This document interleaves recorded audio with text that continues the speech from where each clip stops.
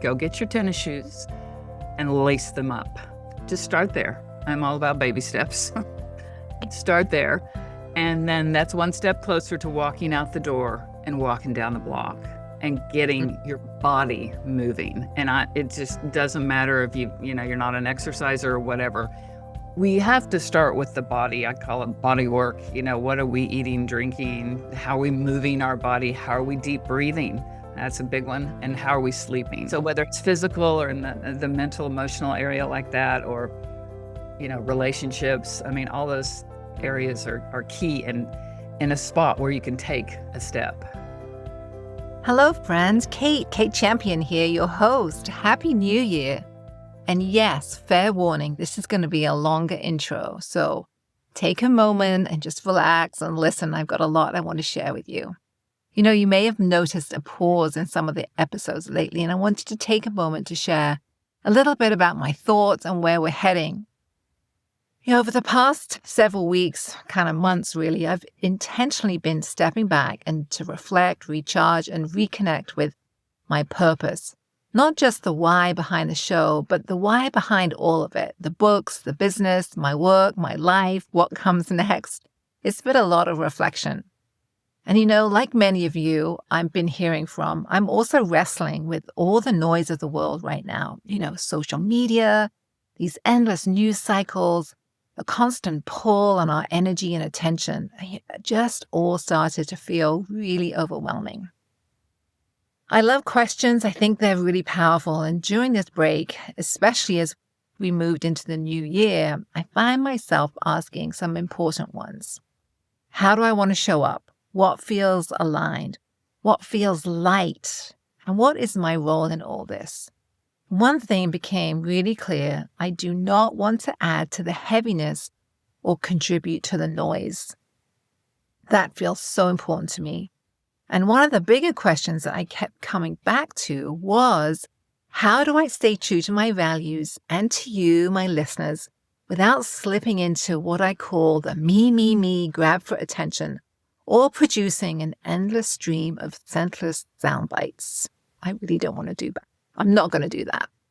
So when I return to my core, the answer is always the same. My mission, whether it's through the books, therapy, teaching, or the podcast, is to help people create happier, healthier, more intentional lives. And that's it.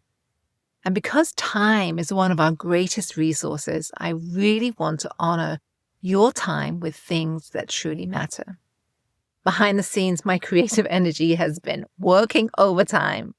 And among other things, I have been building a new website, and this feels especially exciting.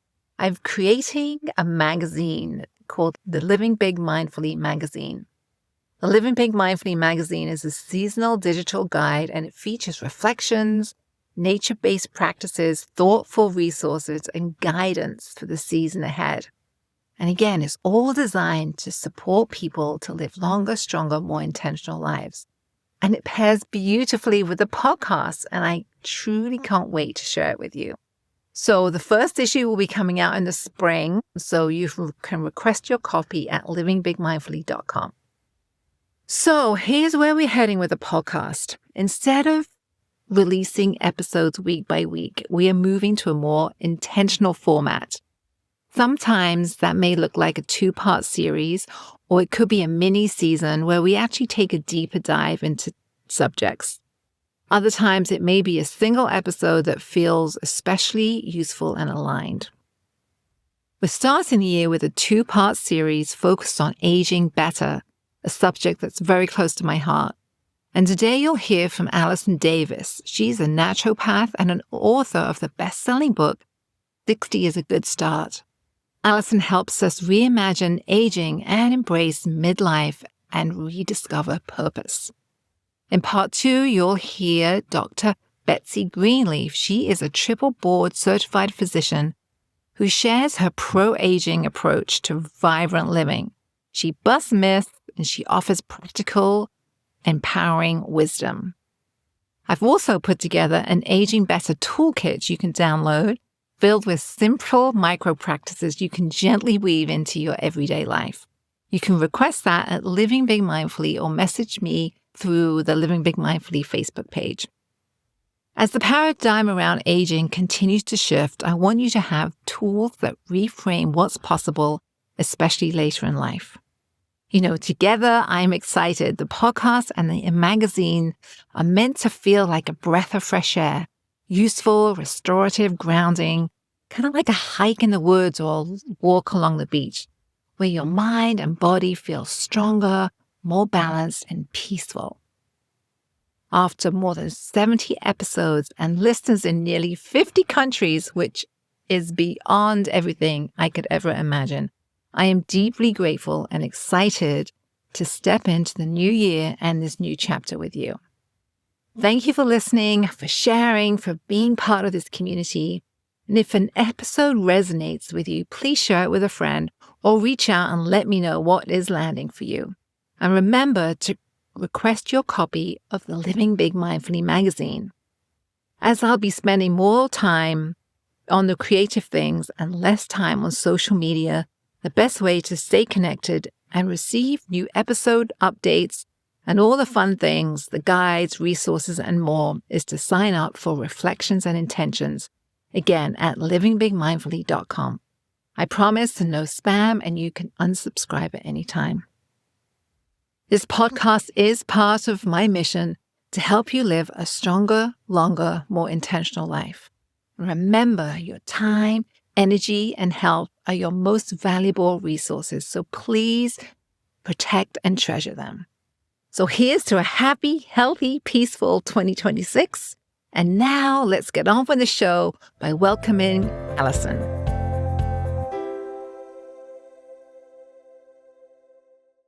Hello and welcome. Today we have Allison McCune Davis with us, and she's one of our experts as we move into this season about aging better. And she's going to talk to us about purpose and redefining purpose. And I'm so excited to connect with her today. So Allison, before we get started, I'm going to invite you and the listeners just to take a big breath, just like kind of welcome us all into this space and really make this an intentional, helpful, wonderful deep dive into purpose. So with that said, let's dive in. Allison, tell us a little bit about you and your journey and all the good things. I think purpose has, I don't know, been sort of at my core forever, really. I've always just kind of tried to go with my gut, on things I remember from deciding where I was going to go to college. I didn't know what my major would be, but I just had a gut feeling that was the place. I ended up early in my life as a TV producer. I went into film production behind the scenes and did that up until the time I met my husband, which was in my mid 30s, 35. And I was out in Los Angeles. And so we ended up deciding to get married and have kids. And so moved back to middle America. And I had to have a job, I thought, when I moved back here. And there was one, crazy enough. It was very unusual for there to be one in my field, TV production in our small little town. But there was one. So anyway, we ended up having 5 kids, 3 biological. We adopted 2, Russia and then Ethiopia. And then my health kind of went yucky in my 40s. And I started my search into natural health, which really had begun when I lived in LA at 30. There's a memorable moment. My father was a surgeon. And so I grew up, in that kind of family. My grandfathers were doctors too. I think all of America is kind of in that sort of mindset anyway. But a friend sent me to her traditional Chinese medical doctor. And for the first time, I saw that herbs and diet could heal an issue. And so that kind of began my search into the world of natural health as needed. But then after having 3 kids, typically your body kind of can be really affected by that. And mine was. Maybe it was because I was a little older than most. I don't know. But at 42, 43, I was like getting sick a week at a time, every 6 weeks. And finally, I got a naturopath doctor. We did all the tests. We figured out my gut was just too much bad bacteria, not enough good. Adrenals were shot, as he said. Thyroid was off. And so my 40s really were just kind of a slow getting healthy period. Diet, too, of course. And then in my 50s, I started teaching other women about natural health and locally and online. And then I hit 60 and got freaked out because I was 60 and I was just like, oh my gosh, this is in 2021. So 4 years ago, this is 10 years from 70, 20 years from 80.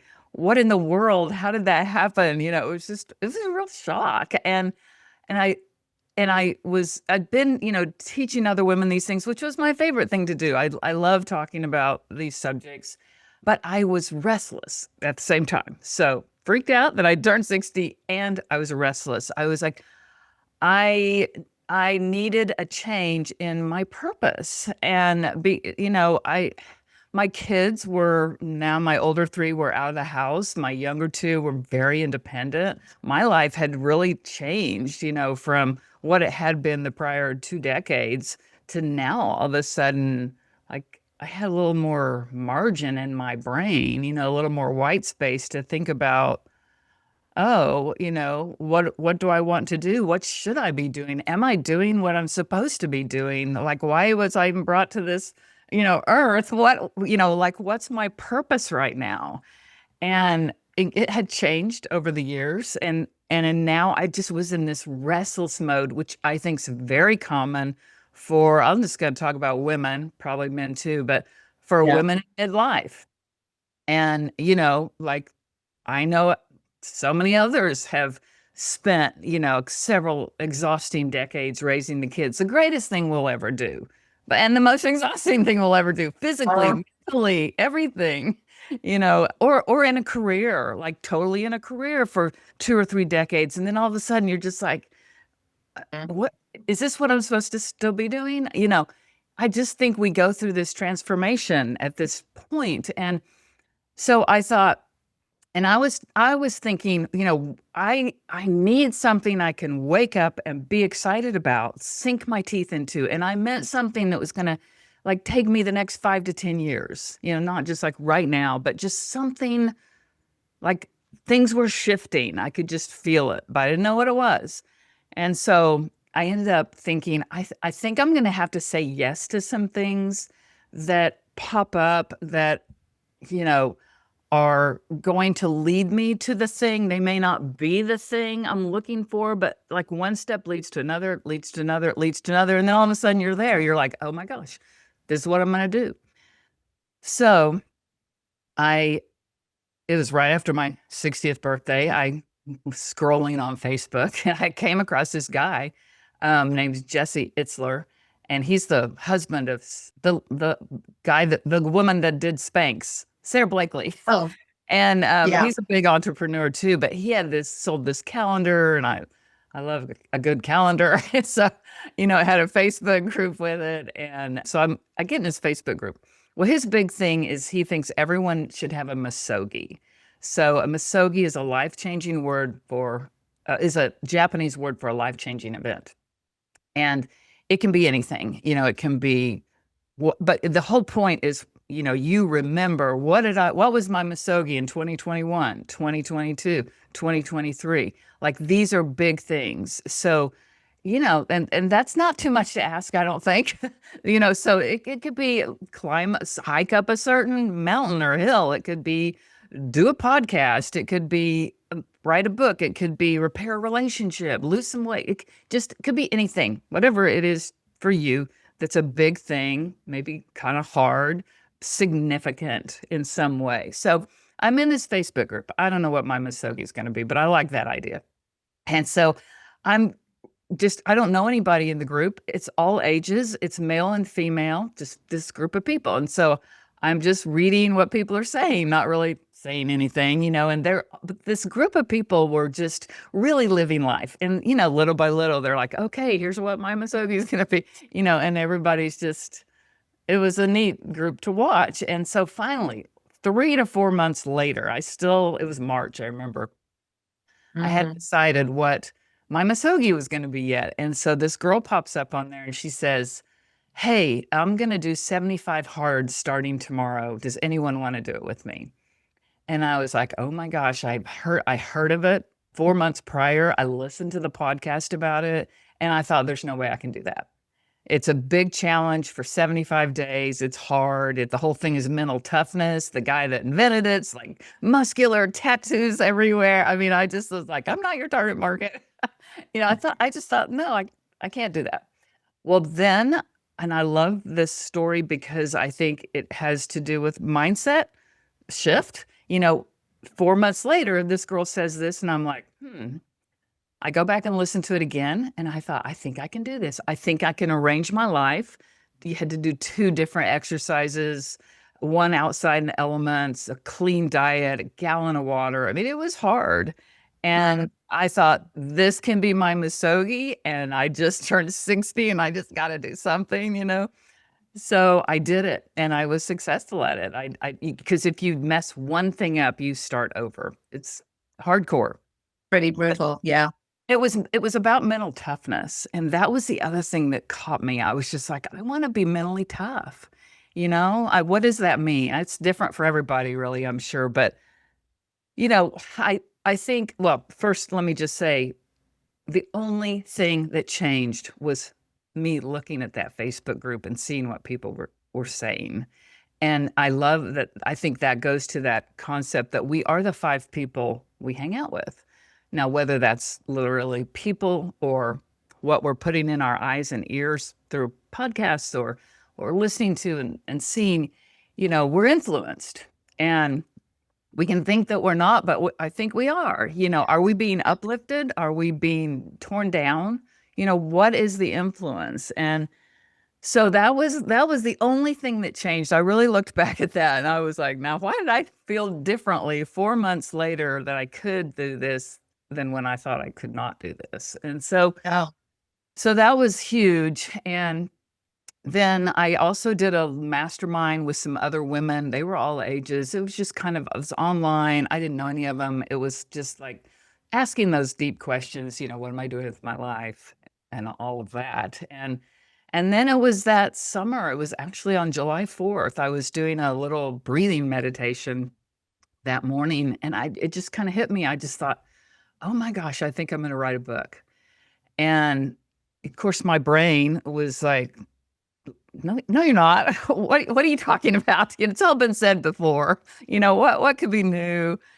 And then I'm like, no, I think, we all have that battle of the brain, I like to call it, and a few months later, I attended a virtual writers conference where Anna Quinlan was the keynote speaker. Well, if you know who she is, I mean, she's written I don't know, over 20 books, probably Pulitzer Prize winner. I don't know if it's New York Times, but some columnist for 30 years. She's huge. And she got on there, I think she was 70 or something, a couple of hundred people on there. And she says, every day, I wake up, I do my whatever routine, I sit down to write. And this little voice comes in my brain and says, you don't have anything to say, original, you're not that good a writer. And then she goes, and I know, finally I go, oh yeah, that's that voice. I call him Nigel. And I'm like, oh, it's just you, Nigel, get lost. So she has to go through that little thing. And people in the chat were just like, oh my gosh, if we heard nothing else, that was the best thing we could have heard today. Just that she goes through that like we all do. And I think everybody does. It's just doubt, fear, and we have to squash that voice.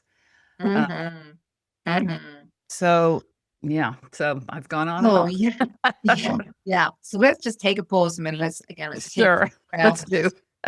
You have covered so much, and there's a couple of things I'd love to pick on with regard to this kind of purpose thing. So I heard a couple of things. So one of them was you were definitely seeking, right? So, and I can connect. I'm 62, and I went through that around 55, right? I went through this okay, raise the kids, blah, blah, blah, done all the things. I have my own business that was thriving.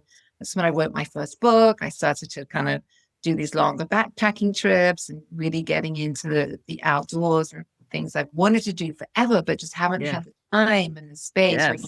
You mentioned all this, so much coming at us, right? Especially in these 30s, 40s, and 50s. So Oh, yeah. that heard you kind of say you kind of had this, you were seeking, and then you had some pivotal moments. But I also heard there were some little like glimmers of signs along the way, right? I mean, you listened to this podcast, you saw this thing online, you took a couple of risks, right? But what I want to emphasize is that you didn't know, right? So you had to deal with a lot of I don't know where this is going to lead, a lot of wondering, a lot of not knowing. And I work with a lot of clients, and that's really hard for people, like not knowing I know what it the is. next step or the next 5 years. Mm-hmm. But when you're trying to find or redefine your purpose, you kind of, and you said it, you kind of have to trust your gut. You have to lean into the discomfort, and you have to take some risks, right? Which is uncomfortable. Trust me, the first night I spent in the woods by myself, I was freaking terrified. But it was one of the most powerful things I've ever done, and so much come from that, right? So so tell me a little bit more about how you pushed through something, and then how did you deal with unknowns? I think it's been a lifetime, and this is the great thing about being this age, being midlife, beyond midlife, and not falling into the myth of it's too late. So many people think it's too late, but so many people have done their life's calling in the last third of their life. This is where the wisdom is, and maybe some more time to think about it. But I think it's been a lifetime of noticing that, a decision will need to be made, and I'll struggle with it. What's the answer? What should I do? What should I do? And it's like, okay, stop struggling. The answer's going to come. You've just got to allow it to come. But also I think we have to be really aware of those signs along the way. Whatever those signs are. I remember when I lived in Los Angeles and I was 35, I had just met the guy I was going to marry. He lived in DC. We had come home and both our parents lived here, and we just happened to meet each other, fell in love, and then we were long distance. And then it was this whole oh my gosh, what are we going to do? The biological time clock was ticking. I mean, we knew this was the one. And I remember driving down Ventura Boulevard in LA, still, working at my job, just like, oh my gosh, what am I going to do? And I looked over to my right. I was in my car. There was a little church, and it had, with those marquees where they can change what it says. Yeah.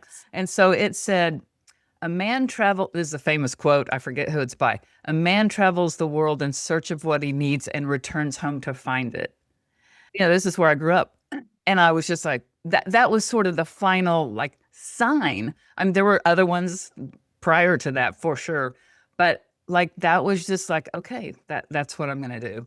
There were definitely multiple other ones that came before that. But I mean, I just think, and sometimes we're so busy in our lives, right? Like those prior decades, 30s, 40s, 50s, you're raising kids, you're trying to keep people fed and alive, and, hopefully grown into a good citizen of the world. And, so it's real easy to just you just blow through life and you just not being aware. So I made that conscious decision. Okay, I'm going to be super aware right now. I'm really going to be just watching, and, just let it take whatever time it takes. And I know the answer will come because it always came before eventually. It might have taken a long time or a short time or whatever, but it's just, I guess, kind of just having some faith that it will come. Yeah. Another thing that resonated with me, you said that this I'm like I said, we're similar age, right? And we're heading Yeah. into this next, 70s, 80s. And Yes. truthfully, the whole paradigm around aging is shifted so massively. I mean, 60, 65, 70 today is It's like very no big different deal. from what even 20 years ago. So that's one thing, right? Which is definitely on our side. But you Yes. use the word kind of this next phase is transformational. I think it is transformational in many ways. So what about the listener who might be listening to us today and struggling, and they're not anywhere near kind of finding their purpose? They're struggling, they're on the couch, they're feeling despondent about the years to come. What might you say if somebody's lost their purpose, kind of feeling a little lost? Might you coach that individual? Well, I mean, this is kind of what my book is all about, and it it is looking at all of the key areas for longevity. And in the area of purpose, there is a section in there where I have 60 questions that I want people to answer, one per day.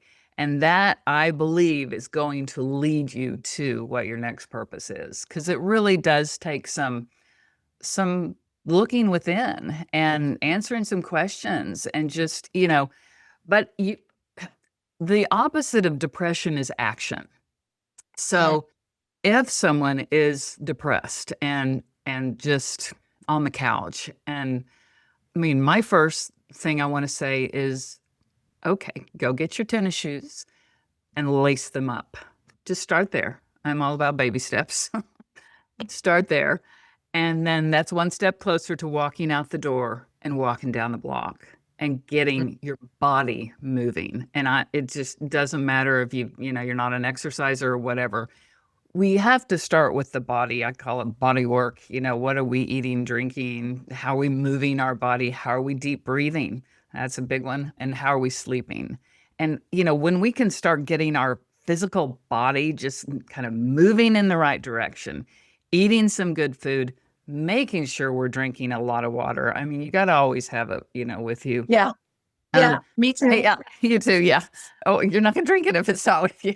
It's just. That's But right. yeah, just that is that first. That's the action. That's the other side of depression. People don't always think, oh, what's the opposite of depression? Being happy. No, it's action. Like, you just have to move your feet, move your body, take action.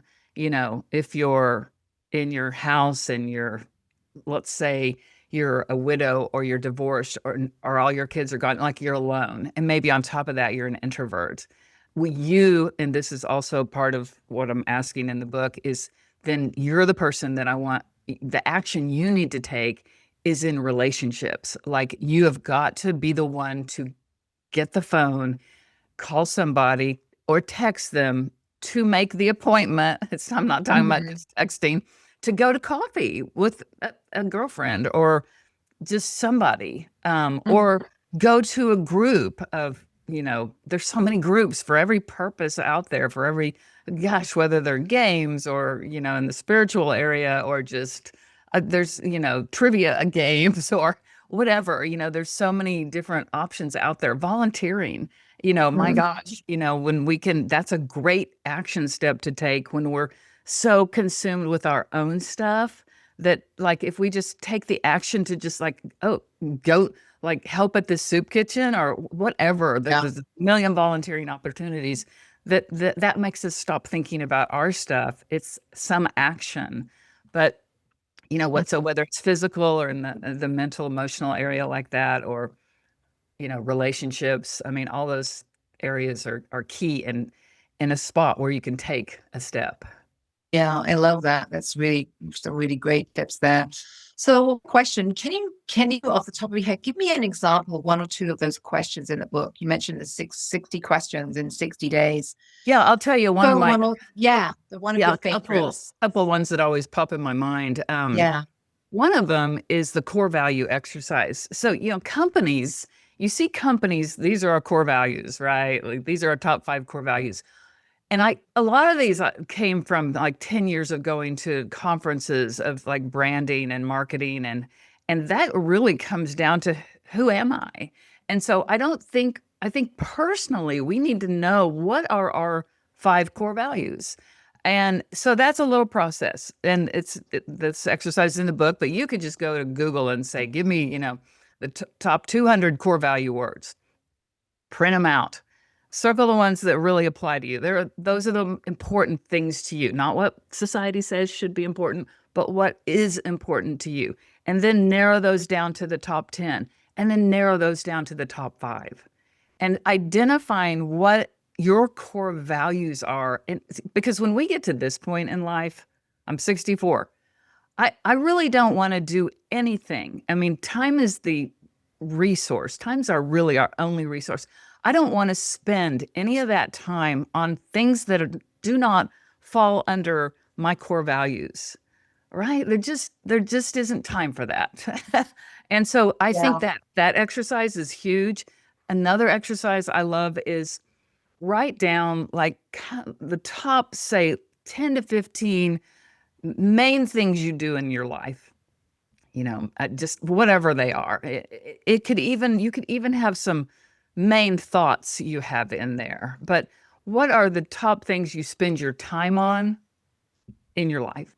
And go through each one, and you're going to give it one of 3 identifiers. It's either fully aligned. And how do you know? Well, when you think about it, does your body feel expansive? Do you just go, oh, I love that thing? Like, that's one of my favorite things. I think I was meant to do that thing, right? Is it semi-aligned? You're like, I don't know. Some days it's good, some days it's bad. Or is it unaligned? Like, when you think about it, you feel constricted. You're just like, And so really identifying those main things in your life, and then really working to not take that unaligned thing out of there if possible, and really kind of focus, because that's getting us back to, what is our purpose? Why are we here? What are we doing, with this time we have on Earth? So those are a couple. I love that. And I guess what's coming up for me is this also, it really leads into this intentionality, right? I mean, this podcast is all about that. How are you showing up every day and trying to live your life in the most intentional way possible? And that always starts with you. And this one question is like, okay, how do I really want to spend my time? Even if it's an hour, right? You check in, maybe you put your hand on your heart, you take a breath, like, how do I really want to spend this hour? And then how do I want to spend this week? How do I want to spend this year? How do I want to spend this next 10 years, right? And just notice what comes up. And in that way, you'll be living your life kind of aligned to what's you, instead of all the crap that's coming in, telling us what we should be doing and shouldn't be doing. And oh my gosh, so important. So thank you. Makes great sense. Great sense. You bet. So I'm going to invite you to take another breath. I just want to check in. How are you doing? How are you feeling? What do you know to say? What's coming up? Oh, I love this conversation. I'm good. You look quite joyful. You look happy, comfortable, relaxed. I am. I was, when I started, my book came out in January, and it was a 3-year process to write, edit, rewrite.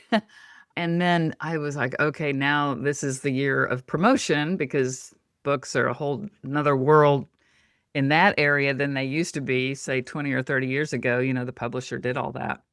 And I was just like, oh, I don't know about this.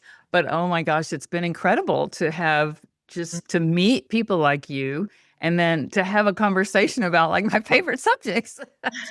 So it's really been fun. Yeah. So really filling your purpose cup. Right? It really is. Yeah. Right. Yeah. So it's very aligned. It's completely. And you're glowing. I mean, I can see it. Feel that energy, which is lovely.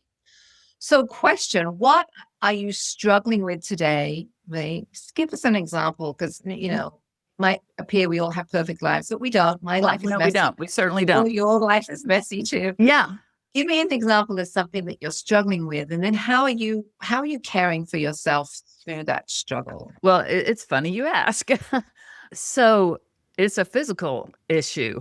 So I don't know. Have you ever heard of costochondritis? No. Okay.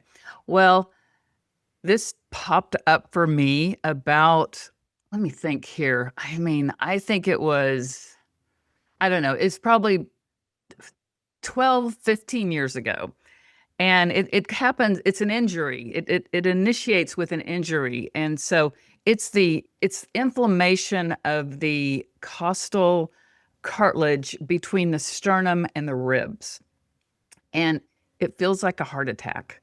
And so for me, the injury was, so I feel like I'm solving the problem of inconsistency with my book and my program. Well, what's funny is that forever, like I was inconsistent, and so that's probably why, right?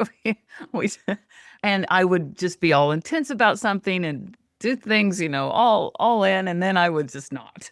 And so for a couple of decades, up till when I was 55, that's when I started like exercising regularly. I would go in and out of, and so I would not exercise for 6 months or a year. And then I'd be like, oh my gosh, I got to go exercise, and so this one particular time, I went to this yoga class 5 days in a row, hadn't exercised in a long time. I used to teach yoga, so it was the hardest yoga class I had ever been to.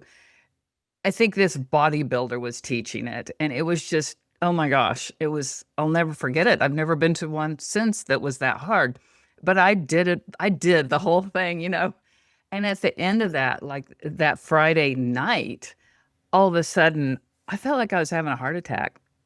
And I was just like, oh my gosh, what is this? And I went to the doctor.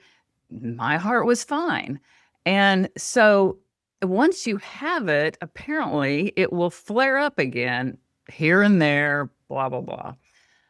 Well, over these years, it has flared up, and it's pretty crazy. It'll be like a 5-minute, just kind of hurts. And then it goes away. But then I'm just exhausted for several days. And so I have researched this for forever. Every time it would flare up, I'm back on the internet, researching, trying to figure it out. And it wasn't even the doctor that diagnosed it. It was a friend whose husband had it, and his mother was a nurse, and she was the one that had diagnosed it for him. Well, once I found that name, then I was like, oh my gosh, that's exactly what that is. Well, it flared up again just like a week ago. And I have never found what really felt like the real cause. I read different things. Everybody's got their experiences, but I just never felt like I had found what. So I was back researching again, and I ended up finding. My point in all this, one of my points is that I think the health of our bodies is a lifelong puzzle, and that we have to take control of and advocate for ourselves and do the research. And we cannot just trust people to just be like, here's what you should do, without our own like digging into it. And so I finally came across a guy's video from 9 years ago that lives in New Zealand.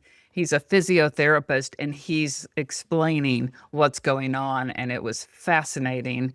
And so that's what I've been struggling with the last week. He's got this little thing he sells, like $50 that you in these exercises, and it really stems from your back locking up. Okay. Your ribs and your back locking up, because they're like a bucket handle. Like, think of a handle on a bucket. That's your rib. It's attached to the sternum and attached to the back, but it moves. Like they all move together. But the front hinges are very delicate and fragile, more so than the back. So if the back locks up, and going to a chiropractor, massage therapist, all these things help, and exercise and stretching and all of that helps. It locks up. Then it's like the front one, it's just like this constantly, which becomes inflamed. And anyway, it's really requires, taking care of yourself. Really taking care. I mean, a lot of things, right? I mean, action steps, but also, really purposefully taking care of yourself every day, right? Yes, it does. And I know I was telling my Pilates instructor about this yesterday, and she's just like, "Oh, I know. It's just like I could spend the whole day taking care of myself." That's right. And so you just got to do what you can do, and you be okay with it. Yeah. So thank you for sharing. I appreciate that. And I hope that gets better and kind of I think it will. moves out. Right. So the last question I do like to ask people is just, what kind of advice would you have for somebody, about just living intentionally, right? Again, going back to that intentionality, what something that you might share? Yeah, there's a line I love that says, "Your future is hidden in your daily routine." And I think we have to ask ourselves, what kind of person do I want to be a year from now or 5 years from now? And understand that, okay, do I want to be a fit person? Do I want to be a person in my purpose? Do I want to be a kind and mentally tough, whatever, resilient person? What kind of person do I want to be? And understand that that is going to happen in your day-to-day routine. It just is. And so, well, the things, the other line I love is environment triggers behavior. So as we're building our daily routine, and I'm not talking about huge changes here. I love the baby step idea. Little by little by little, we want to build these good habits, the habits of longevity and health and mentally, spiritually, relationally, purpose, physical, all of those habits, little by little into our lives so we become that person. Oh, yeah, I love that. Yeah. So a question just came into my mind. So it's there. I'm going to ask you, what do you see for yourself in the next decade?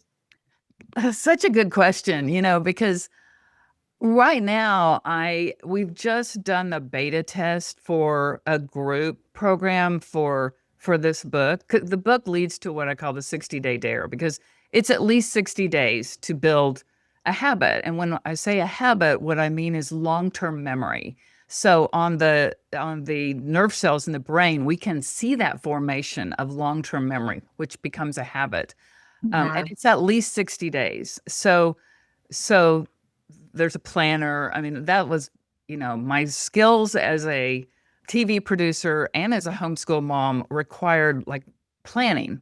I was like, I love a good planner. I love a good calendar, Well, that just kind of organizes my mind, to be able to write things down, to intentionally, okay, check things off or whatever. But those 60 days are what we want to do. It could be up to 8 months, it depends on the person, the habit, all of that stuff. But so I'm just now, like, people can take this book and get their friends and do it like that. They can do the 60-day dare little by little together. Do it with some solid friends, not the flaky friends, that are going to quit, right? Because you need accountability. That's what's key in all this. There's the person out there that can do this on their own and they'll do it. But most people need some accountability. So I'm working on this program. We just did our beta test. We're going to do it again. We're starting soon, but it's an app. It's a thing. You can be on your desktop, and it's just a place to check in with post every day. But we have a weekly accountability Zoom call where we're going to get on there. Like, how's it going? Well, try this. This might help, just like good things, bad things, helping people, helping each other do the things they want to do for this next 60 days. Yeah. So, that's what I'm really focused on right now. Okay. And we'll just see how that goes. I mean, it's kind of just my favorite thing right now. So I don't know, I don't know if that'll grow and grow and grow, or if I'll decide to do something different in a few years. We'll just, that's what I'm doing right now. So I'm hearing kind of a shorter term focus, right? You're really focused on today, next week, next month. Like you're focusing on kind of the present, but you're not looking at 72 and 82, right? You're not.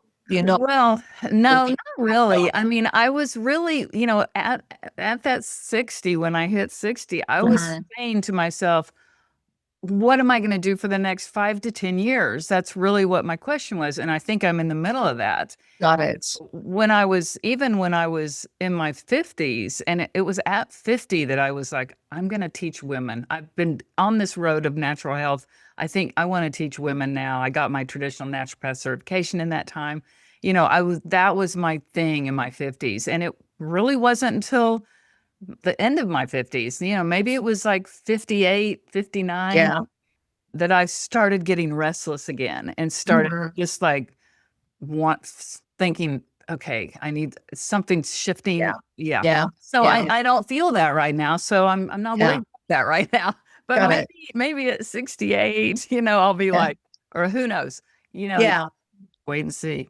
Totally resonate. I totally resonate with that. I call it kind of itchy feet, right? I get kind of itchy feet. Yeah. You just feel like in the body, you just kind of feel off, and restless is a great word. And that's, for me, that is a sign, right? To like something's kind of off.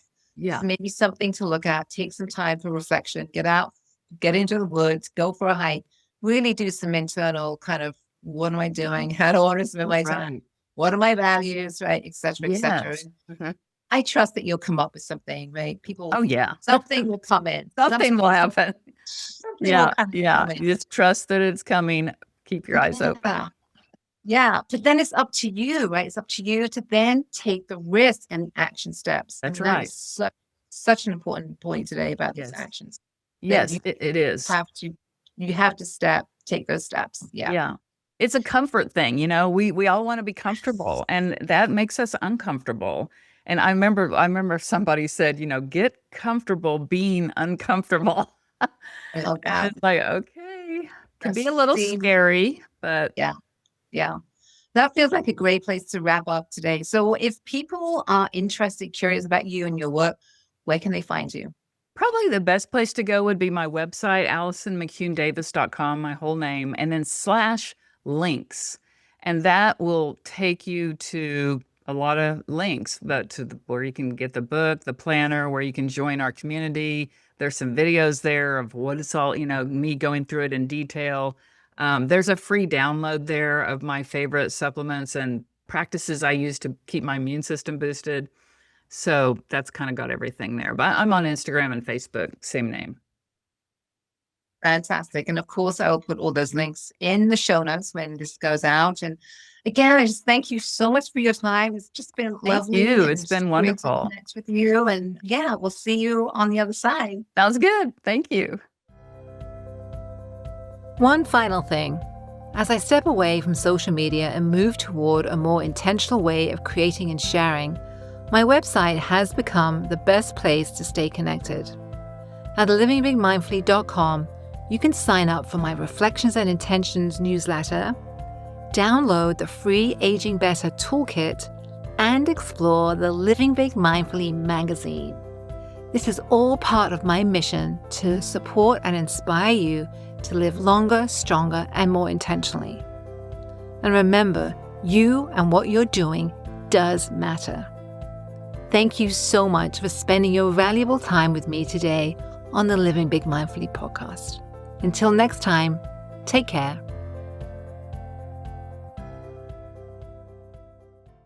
Hey, me again. Just a reminder, this podcast should not be considered professional advice. It's also not a substitute for mental, physical, or any other healthcare-related treatment. For any questions about your condition and/or concerns, please contact a fully licensed healthcare professional. Thank you.